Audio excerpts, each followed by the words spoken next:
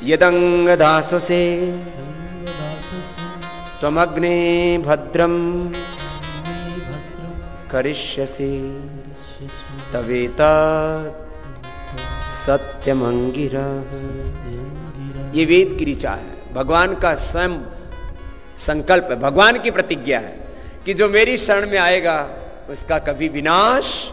ये वेद की भी ऋचा है और गीता में भी यही कहा, न मे भक्तः प्रणश्यति। सब बोलेंगे, न मे भक्तः प्रणश्यति। तो चलो प्रभु की शरण आगती, प्रभु अब तो सब दुख कबाल भांति भाव से करना, रुकना नहीं, बस एक ही साधन और विधि पूर्वक करना, और करते करते तुम देखोगे जीवन बदल जाएगा।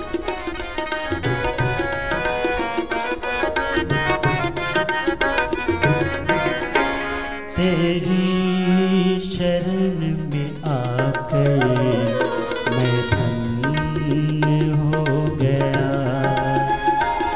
तेरे शरण में आकर मैं धन्य हो गया।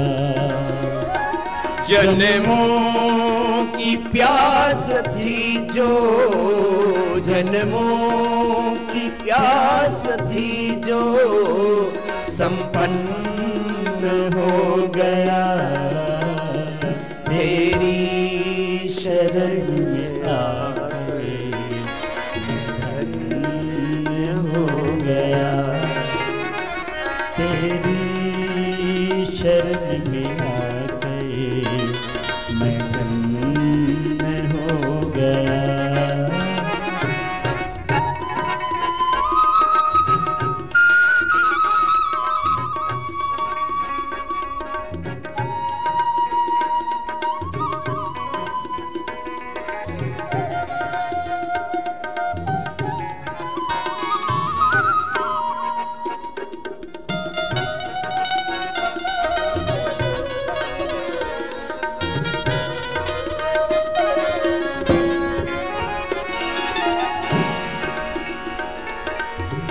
दुख में तड़प रहा था प्रभु मुद्दतों से मैं, दुख में तड़प रहा था प्रभु मुद्दतों से मैं।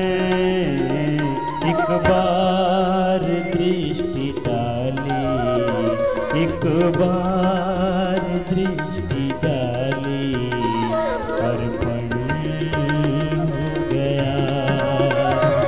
एक बार दृष्टि डाली, अर्पण हो गया। तेरे शरण में आकर मैं धन्य हो गया।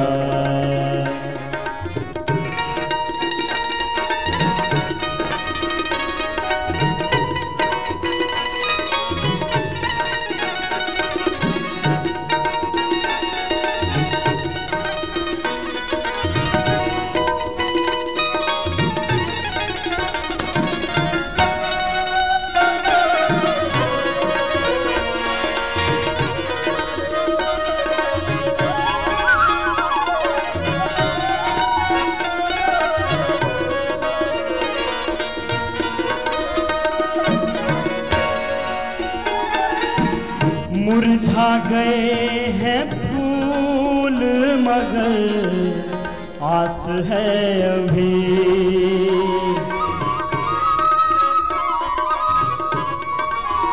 मुरझा गए हैं फूल मगर आस है अभी।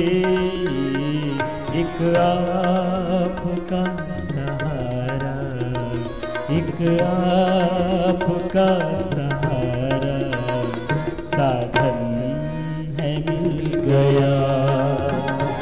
एक आपका सहारा, साधन है मिल गया। जन्मों की प्यास थी जो, जन्मों की प्यास थी जो संपन्न हो गया, तेरी शरण में आके मैं धन्य हो गया, तेरी शरण में आकर मैं धन्य हो गया।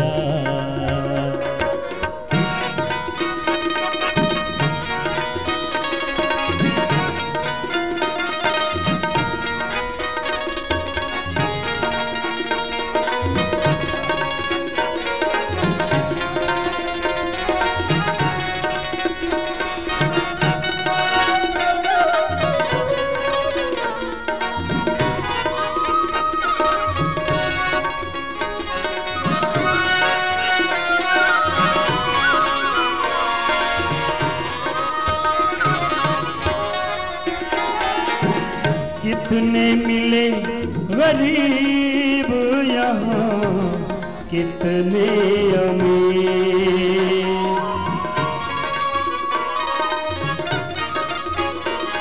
ओ कितने मिले गरीब यहाँ, कितने अमीर, जब आप मिल गए तो, जब आप मिल गए तो सब धन है मिल गया, जब आप मिल गए तो सब धन है मिल गया। जन्मों की प्यास थी जो, जन्मों की प्यास थी जो संपन्न हो गया, तेरी शरण में आकर मैं धन्य हो गया, तेरी शरण में आकर मैं धन्य हो गया।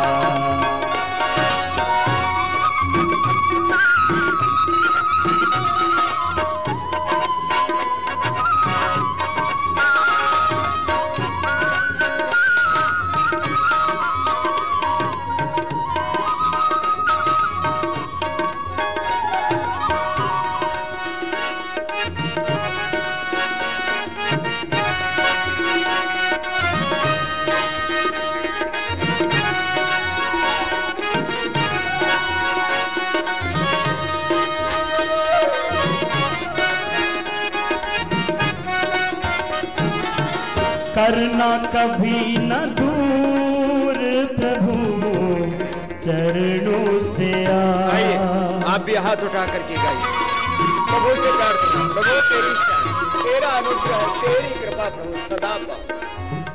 करना कभी न दूर प्रभु चरणों से चरणों के सहारे, चरणों के सहारे उपवन मिल गया, चरणों के सहारे उपवन मिल गया।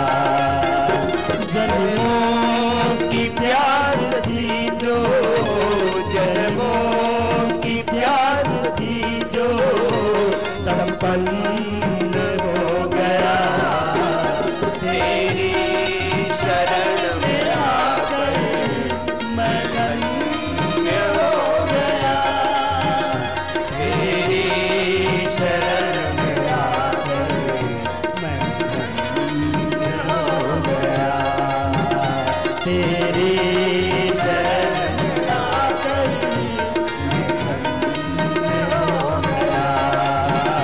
मैं धन्य हो गया,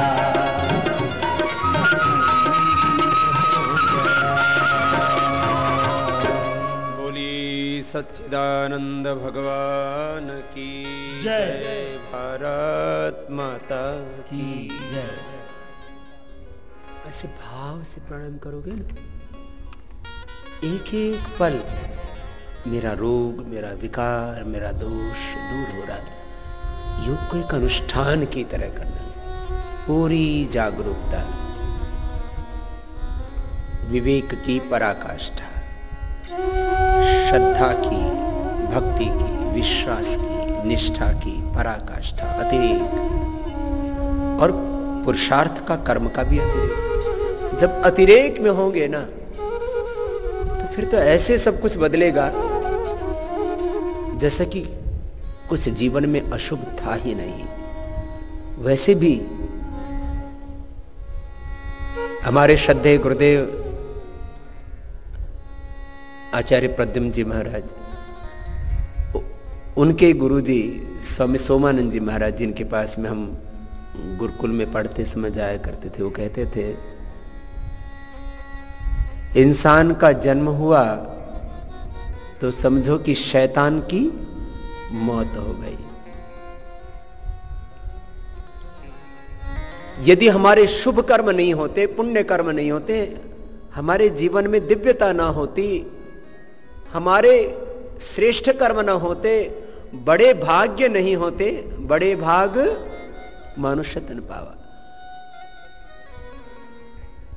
ये तो हम नीची चीजों में तो ऐसे गिरे हुए हैं क्योंकि भगवान ने हमको स्वतंत्र बना रखा, इसलिए गिर भी सकते हैं, उठ भी सकते हैं।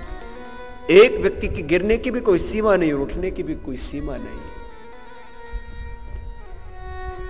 तो हमेशा भगवान की शरण में रहो, भगवत शरणागति में रहो, गुरु की शरण में रहो। और गुरु का पहला ही रूप है आचार्य मृत्यु वरुण सोम औषधया पया। गुरु को मृत्यु के रूप में स्वीकार करो। पहले के जितने भी आग्रह है ना, एक बार छोड़ दो, उनको तोड़ दो, और फिर देखना एक नए जीवन की शुरुआत होती है। मैं मात्र आपको ये भावनात्मक स्तर पर बात नहीं कह रहा हूं,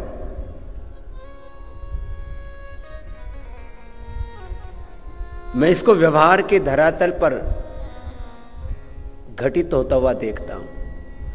मेरे पास लोग आए, बोले बाबा जी 40 साल से डिप्रेशन की दवा खा रहे थे, 40 साल से। और डिप्रेशन की दवा क्या होती है? नशा की कर देते हैं, पड़े रहो, नींद आती रहती है। 40 साल की डिप्रेशन की दवा मैंने एक दिन में छुड़वाई है लोगों की।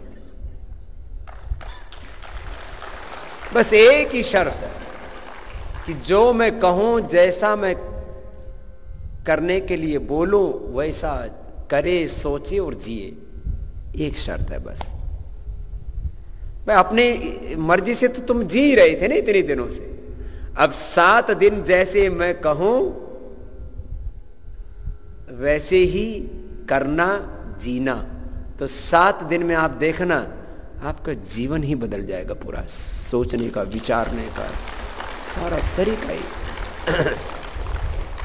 तब कपालभाति अनुलोम विलोम काफी करा दिया था।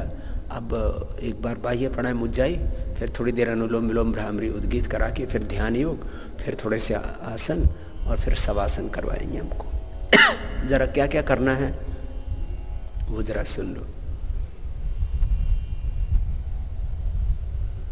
एक तो सुबह शाम तो योगाभ्यास करना है, दिन में श्वासों पर ध्यान करना है,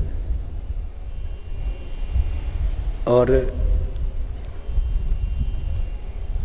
थोड़ी जब ये क्रियाएं करने लगोगे ना, छोटी छोटी क्रियाएं हैं, तो आप अपने आप में रहने की आदत बनेगी आपको। आदमी दुखी कब होता है? जब उसका केंद्र वो खुद नहीं होता। दुख हमें कौन देता है? या तो आज तक जो हमारे जीवन में घटित हो चुका है, हमारा कर्माशय, हमारे संस्कार और आज तक के हमारे स्वभाव, वो हमें दुख देते रहते हैं। या और दुख कौन देता है? कोई आलंबन आ जाता है, वो हमें दुखी कर देता है। सुखी भी होते हैं, कभी अच्छे आलंबन मिल जाते हैं। कोई अच्छा आलंबन आए तो सुखी हो गए, बुरा आए तो दुखी हो गए। तुम खुद पूर्ण तृप्त हो। मैंने कहा मनुष्य का जन्म हुआ तो शैतान की मौत हो गई। तुम अपने आप में जुड़ो तो सही। दुखी होते रहते हो बिना मतलब के, कोई दूसरा सुखी कर देता, दुखी कर देता, बाहर का आलंबन। तो पहले इन चीजों के लिए कहा जाता है पहले अच्छा आलंबन चलो, गुरु को आलंबन बनाओ, भगवान को आलंबन बनाओ, सत्य को आलंबन बनाओ, योग को आलंबन बनाओ, स्वाध्याय को आलंबन बनाओ, श्वासों को आलंबन बनाओ। आलंबन कहते नहीं जिसके सहारे जीते हैं। हमने आलंबन बना रखा है पति को, पत्नी को, बच्चों को, धन को, संपत्ति को, पद को। ये आलंबन नहीं है। तो अब मोटे रूप में कहो तो योग को आलंबन बनाओ, थोड़े और बड़े रूप में कहो तो फिर गुरु को आलंबन बनाओ। और गुरु एक व्यक्ति नहीं है, गुरु माने ज्ञान, गुरु जो ज्ञान देता है उस आलंबन में जियो, ज्ञान को आलंबन बनाओ। और सबका आलंबन, अच्छा आलंबन मतलब जिसके सहारे कोई चीज टिकती है। हम किसके सहारे टिके हुए हैं? मैं आपसे पूछ रहा हूं, आप उत्तर देंगे इसका। हम किसके सहारे टिके हुए हैं? धरती के, ठीक है। धरती नहीं होगी तो कोई टिक पाएगा, है ना। हमें किसका सहारा है? आलंबन माने सहारा। हम किसके सहारे टिके हुए हैं? धरती के। यह धरती किसके सहारे से टिकी हुई है? सूर्य के। ये जो ग्रह है ना एक दूसरे से गुरुत्वाकर्षण से टिके हुए हैं ना। फिर ये ब्रह्मांड भी देखो, ऐसे बहुत से ब्रह्मांड हैं। एक इसको संपूर्ण को भी ब्रह्मांड कह दिया जाता है। जैसे हमारा एक सौरमंडल है, ऐसे ही अनेक सौरमंडल। फिर ये ब्रह्मांड तो ऐसे ही है, ऐसे एक के बाद दूसरा, दूसरे के बाद तीसरा से शुरू होता जाता है सौरमंडल, सौरमंडल, सौरमंडल। ये सारा ब्रह्मांड किसके सहारे टिका हुआ है? तो एक कोई पराशक्ति है ना भाई, एक दूसरे के सहारे तो ये सब चीजें टिकी हुई। फिर ये एक मानो कि एक ब्रह्मांड कहो या एक सौरमंडल कहो, वो एक अपने आप में कह के एक इकाई हो गई। ये सारी इकाइयां, ये सब किसके सहारे से टिकी हुई हैं? ये सारे पिंड और ब्रह्मांड, ये सारी समष्टि, ये सारी इकाइयां भिन्न भिन्न, ये सब भगवान के सहारे टिकी हुई है ना। तो फिर उसके सहारे हम क्यों ना टिक जाएं?